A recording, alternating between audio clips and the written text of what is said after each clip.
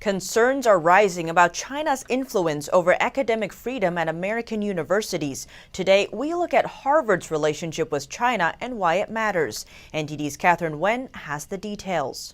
The U.S. is stepping up its scrutiny of universities' foreign funding and contracts.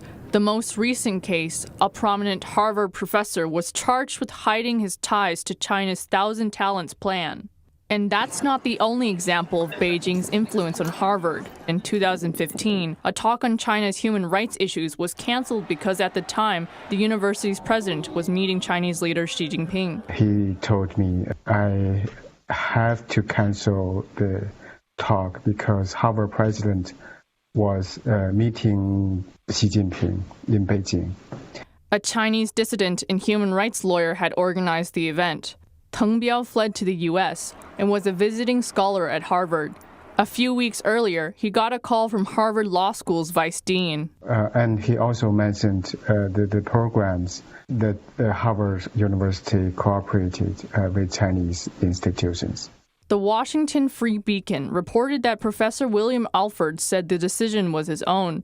Teng says many elite universities and individual scholars practice self-censorship, and this has become a threat to American academic freedom and free speech. Because they didn't want to anger Chinese government, and they want further cooperation. Bloomberg reports that since 2013, China has given donations and contracts to American universities totaling almost $1 billion.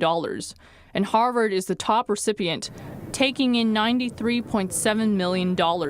Every Harvard president since the 1990s has visited China. Harvard and the Chinese Communist Party and its institutions have built a wide scope of partnership programs. While most joint efforts focus on academic collaborations, one particular program has raised concerns and earned Harvard a Chinese nickname, which translates to the Chinese regime's second central party school.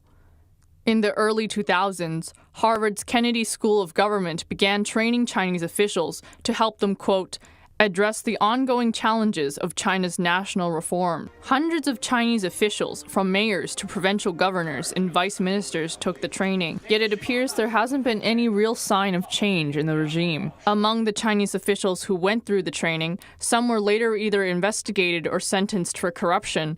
One was known for seizing a voice recorder from a reporter after he was asked a tough question, and another, a former justice official, said human rights lawyers will ruin the socialist rule of law.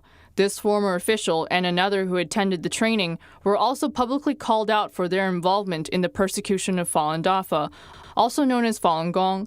Falun Dafa is a Chinese spiritual practice.